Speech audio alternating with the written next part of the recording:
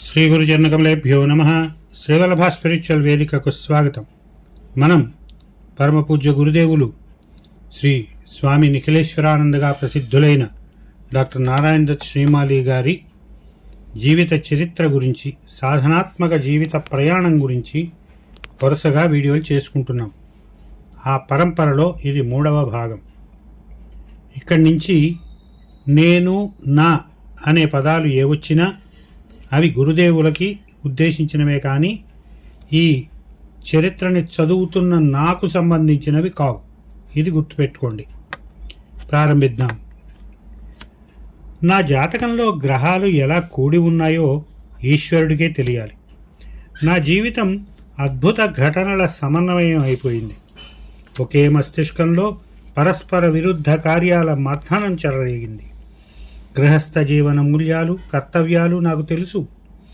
ఆ కర్తవ్యాలను శాయశక్తులా సరిగానే నిర్వహిస్తున్నాను. ఒక రకంగా నేను సుఖితుడినే, నా గృహస్థ జీవనంలో సంతుష్టుడినే. కానీ ఉన్నట్టుండి అప్పుడప్పుడు నా మనసు ఆలోచనలు అడవుల వెంట పోయేది. సభలు సమావేశాలకు వెడుతున్నా, వాటిలో పాలు పంచుకుంటున్నా నా మనస్సు వాటిలో లగ్నం కాలేదు. దట్టమైన ఘోరాటవులలోకి పోవాలని కోరికగా ఉండేది. సాధు సంతుల సాన్నిధ్యంలో గడపాలనే కోరిక బలవత్తరమవుతూ ఉండేది. ఆ కోరిక తట్టుకోలేనంత తీవ్రమైపోయినప్పుడు ఇంటిలో చెప్పి కొద్ది రోజులు దూరంగా ఉన్న అడవులలో తిరిగేవాడిని. ఎవరి చరణాల వద్ద కూర్చుంటే మనస్సుకు పూర్ణ శాంతి లభిస్తుందో, మానసిక భారం తేలికైపోతుందో అలాంటి సాధువులు దొరకడం నా అదృష్టం. మళ్ళీ ఇంటికి తిరిగి వచ్చి గృహస్థ జీవనంలో మునిగిపోయేవాణ్ణి. వైరాగ్య సుఖాన్ని ఏ భావంతో అనుభవించానో అదే నిస్పృహ భావంతో గృహస్థ సుఖాన్ని అనుభవించేవాడిని. దుర్లభమైన వైరాగ్య రసాన్ని చవిచూచిన తరువాత మళ్ళీ ఈ గృహస్థ జీవనంలోకి ఎందుకు ఇరుక్కుపోతావు అని కొందరు హితైషులు నన్ను అడిగేవారు. వైరాగ్య సాధన ఎలాంటి తపస్సో గృహస్థ జీవనాన్ని కూడా అలాంటి తపస్సుగానే నేను భావిస్తాను అని చెప్పేవాడిని. ఈ సందర్భంలో నా సహబంధువు స్వామి ప్రభుపాద చెప్పిన కథ గుర్తుకు వస్తోంది. ఆ కథ ఇది.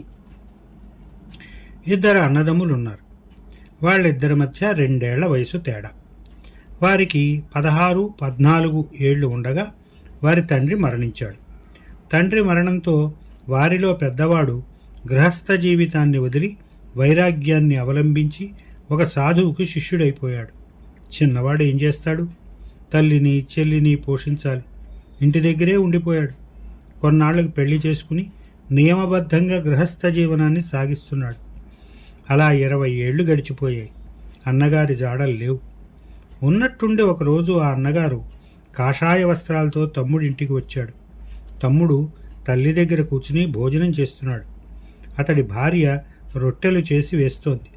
తమ్ముడితో పాటు అతడి 4 పిల్లలు కూడా ఒకే కంచంలో భోజనం చేస్తున్నారు. వాళ్ల వయస్సు 8 ఏళ్ల వరకు ఉంది. అన్నగారిని చూడగానే తమ్ముడికి ప్రేమ పొంగులెత్తింది. మంచం వేసి కూర్చోబెట్టి పాదాలకు నమస్కరించబోయాడు. అన్నగారు పాదాలు వెనక్కి లాక్కుని, రే, నువ్వు ఇప్పటి వరకు ఈ సంసార నరకంలోనే పడున్నావా? ఈ పిల్లల వెంటబడి పరలోకాలను నాశనం చేసుకుంటావెందుకు అని అడిగాడు. తమ్ముడు ఇలా చెప్పాడు, నువ్వు వెళ్ళిపోయావు, నేను మిగిలిపోయాను. నేను వెళ్ళిపోతే ఇంటిని పట్టించుకునేదెవరు? అమ్మకు ఎవరు సేవ చేస్తారు? చెల్లెలికి ఎవరు పెళ్లి చేస్తారు? ఓరి మూర్ఖుడా, ఎవరి కర్మను అనుసరించి వాళ్ళు బతుకుతారు. అది సరే కానీ నిన్ను పెళ్లి చేసుకోమని ఎవరు చెప్పారు? ఈ చిన్న చిన్న కీటకాలను కని పోషించమని ఎవడు చెప్పాడు? చూడు, నేను 20 ఏళ్ళు తపస్సు చేశాను. నా తపశ్శక్తి చూడు అంటూ తన అగ్నిపూర్ణ నేత్రాలతో ఎదురుగా ఉన్న చెట్టు మీద పక్షిని చూశాడు. మరుక్షణం ఆ పక్షి విలవిలా కొట్టుకుంటూ కిందపడి చనిపోయింది. చూడు నా శక్తి, నా కన్నులలోని జ్వాల, నా తపస్సు. నేను ఈ సిద్ధిని సాధించాను. నువ్వు జీవితాన్ని వ్యర్థం చేసుకున్నావు. నువ్వు ఏ సిద్ధిని పొందగలిగావు అని ప్రశ్నించాడు అన్నగారు. తమ్ముడు చిరునవ్వు నవ్వి, నిజానికి 20 ఏళ్లలో పక్షిని చెట్టు మించి పడవేసి చంపే సిద్ధి పొందావు. దాంతో ఏముంది? అదిగో నీ ఎదురుగా నీళ్ల గ్లాస్ ఉంది. నువ్వు లేవకుండా దాన్ని నీ దగ్గరికి రప్పించుకోగలవా అని అడిగాడు. "ఉహుం, అంత సిద్ధి ఇప్పటి వరకు పొందలేదు" అన్నాడు అన్నగారు. "అయితే ఏమిటి, నువ్వు ఏమీ చేయలేవు కదా" అని అన్నాడు.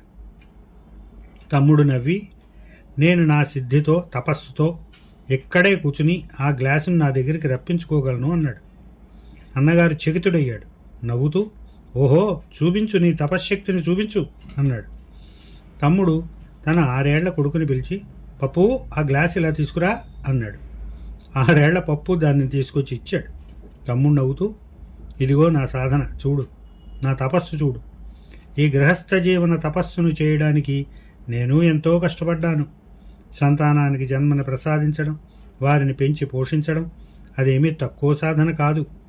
ఈ సాధన వైరాగ్య సాధన కన్నా కఠినమైనదే గాని సరళమైనదేమీ కాదు. నువ్వే చూసావు కదా, నేను కదలకుండా కూర్చుని నా తపఫలంతో ఆ గ్లాసును నా దగ్గరికి రప్పించుకున్నాను" అన్నాడు. అన్నగారు కర్తవ్యత విమూఢుడైపోయాడు. నిజానికి గృహస్థ జీవన సాధనే అధిక కఠోరము, ఫలదాయకమును. ఆ క్షణంలో అన్నగారు కాషాయ వస్త్రాలు త్యజించి తమ్ముని పాదాలంటి గృహస్థ జీవనంలోకి ప్రవేశించాడు.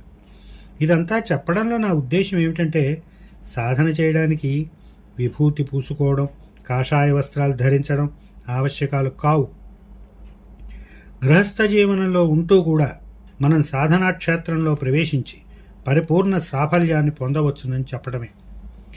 నా అగ్రజ గురు సోదరులు పీఠాధీశ్వరులు స్వామి సర్వదానంద సఫల యోగ సాధన గృహస్థ జీవనంలోనే సాధ్యమంటారు. ఎందుకంటే గృహస్థ జీవనంలో పరిపూర్ణ తృప్తి అనుభవంలోకి వస్తుంది కనుక సాధనలో ఎలాంటి ఆకలి దాహము దరికి రావు అని ఆయన భావం. ఆయన ఒకసారి ఇలా చెప్పారు, యోగ మంత్ర తంత్ర సాధనలో నువ్వు ఎంత నిష్ణాతుడవో, ఎంత అధిక సాఫల్యాన్ని పొందావో అంతకంతా గృహస్థునిలా కనిపించు. వ్యర్థమైన ప్రదర్శనలు చేయవద్దు, లేకుంటే జనం నిన్ను బతకనివ్వరు. అతి సాధారణునిలా కనిపించు. ఎంత రెచ్చగొట్టినా మహిమలు ప్రదర్శించడానికి దిగవద్దు. రోజంతా సాధారణ గృహస్థులాగే ఉండు. రాత్రి 3 గంటల నుంచి ఉదయం 5 గంటల వరకు భగవంతుని సమీపంలో గడుపు. ఆ సాఫల్యం నిజమైనది. నువ్వు ప్రశాంతంగా జీవించగలవు. లేకపోతే ఈ ధన పిపాసులు నిన్ను ఆకాశానికి ఎత్తేసి పని కాగానే తిరిగి చూడకుండా పోతారు.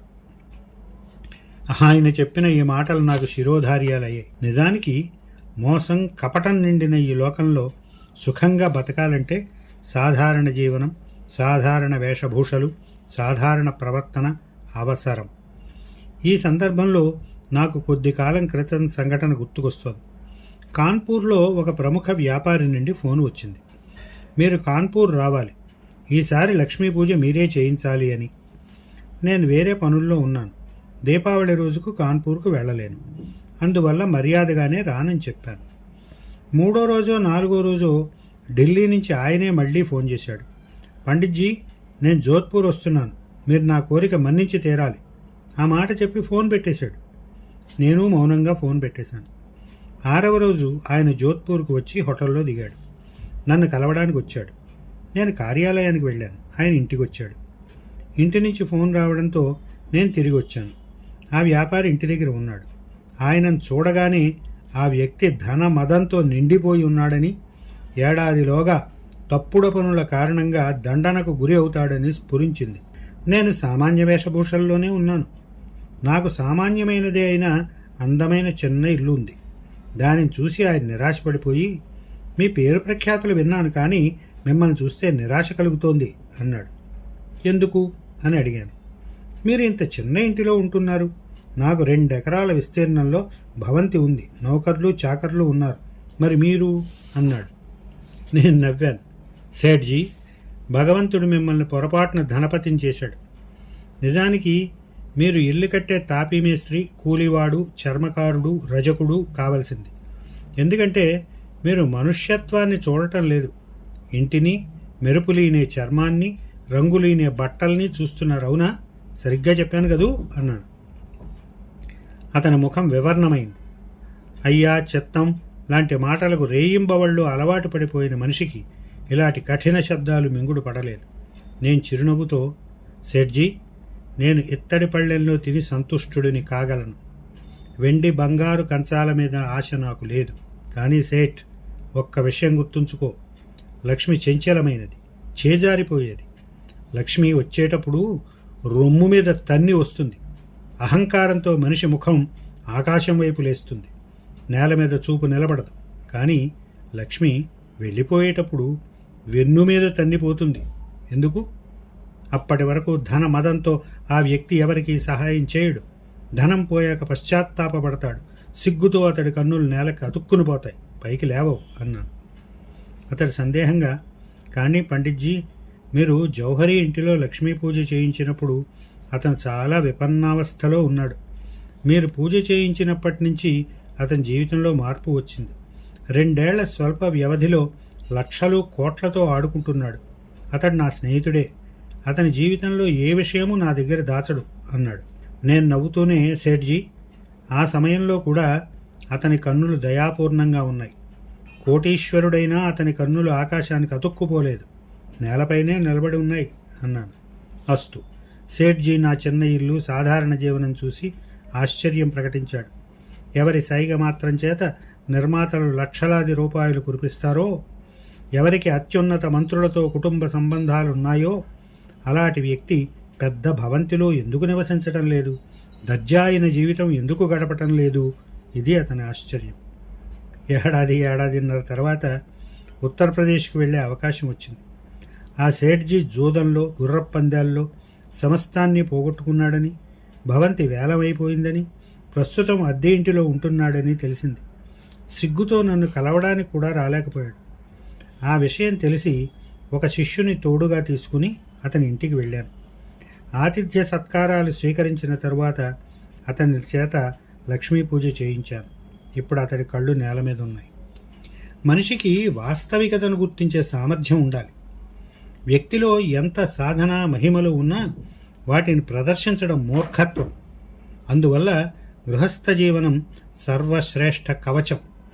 ఆ సాధనతో మంత్రబలాన్ని దాచి ఉంచవచ్చు అన్నదే నా తాత్పర్యం. మానవుడు స్వభావతః ప్రకృతి ప్రియుడు. పెద్ద పెద్ద భవంతుల్లో నివసించడం వల్ల ప్రకృతికి దూరమైపోయాడు.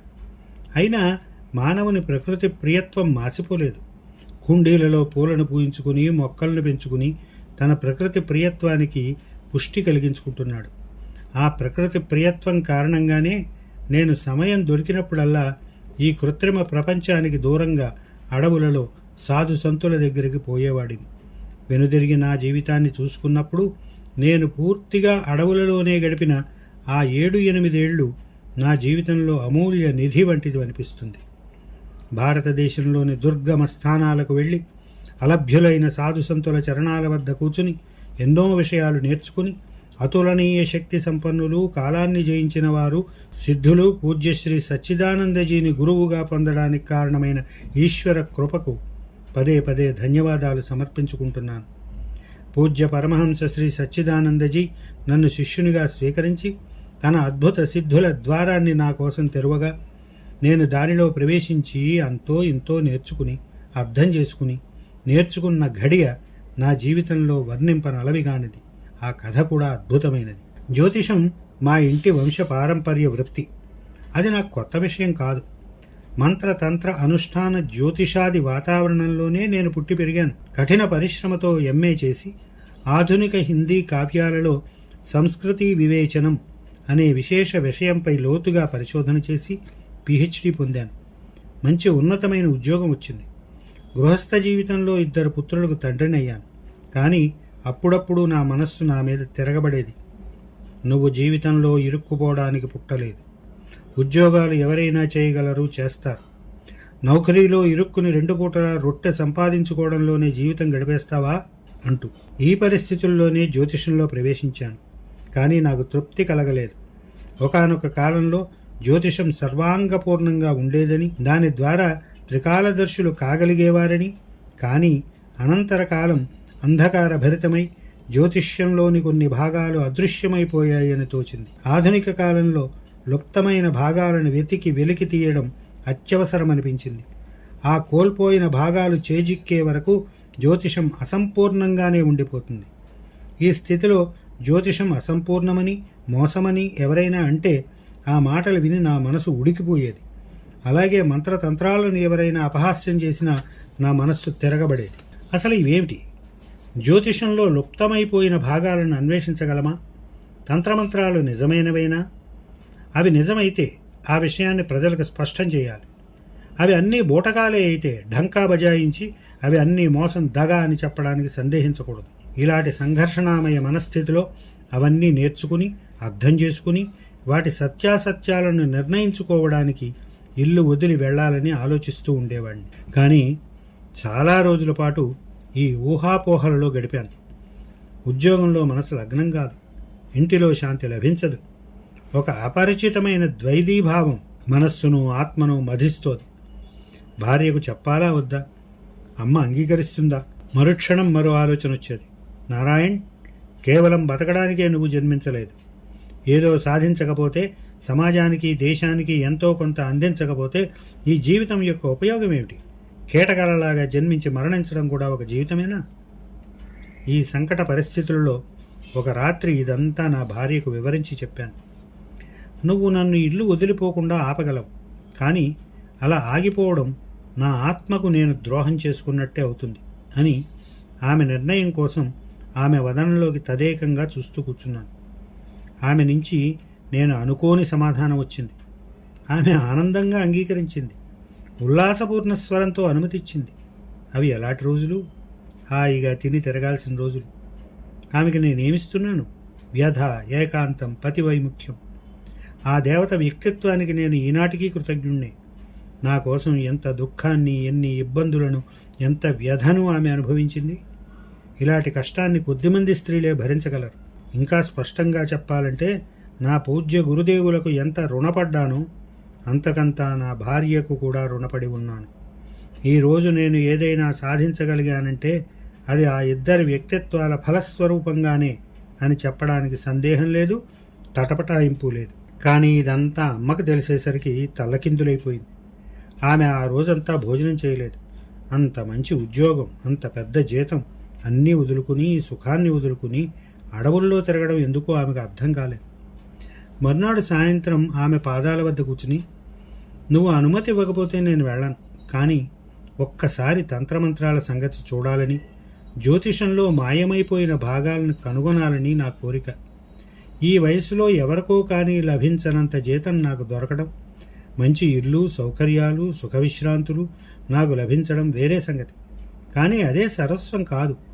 దీనిని దాటి కూడా ఏదో కొంత ఉంది. దానిని తెలుసుకోవడం అవసరం.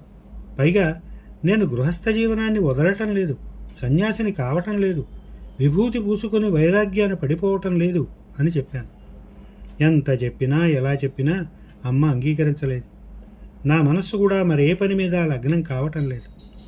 ఏదో ఒక అవాంతరం కల్పించి అమ్మ అనుమతి పొందాలని మనస్సులోనే నిర్ణయించుకున్నాను. ఆ నిర్ణయం వచ్చాక అమ్మ మంచినీళ్లు తెచ్చే చెరువు గట్టుకు వెళ్ళి కూర్చున్నాను. అమ్మ రాగానే నేను చెరువులోకి దిగి లోపలికంటా ఈదుకుంటూ పోవడం ప్రారంభించాను. అప్పటికి నాకు ఈత బాగా రాదని అమ్మకు తెలుసు. అందుకే బయటికి రమ్మని పిలిచింది. అమ్మా, నేను వెళ్ళడానికి అనుమతిస్తేనే బయటకు వస్తాను, లేకపోతే జలసమాధి అయిపోతానన్నాను. ఆమెకు మొదట కోపం వచ్చింది. కానీ ఆ కోపం నా మీద ఎంతమాత్రమూ పనిచేయదని ఆమెకు అర్థమైంది. దానితో ఆమె నన్ను బతిమాలడం మొదలుపెట్టింది. కానీ నా పట్టుదల ముందు ఆమె ఓడిపోయింది. చివరకు గుండె రాయి చేసుకుని, నారాయణ్, బయటకు రా, ఎక్కడికి వెళ్ళాలంటే అక్కడికి వెళ్ళు, కానీ ప్రాణత్యాగం చేయకు.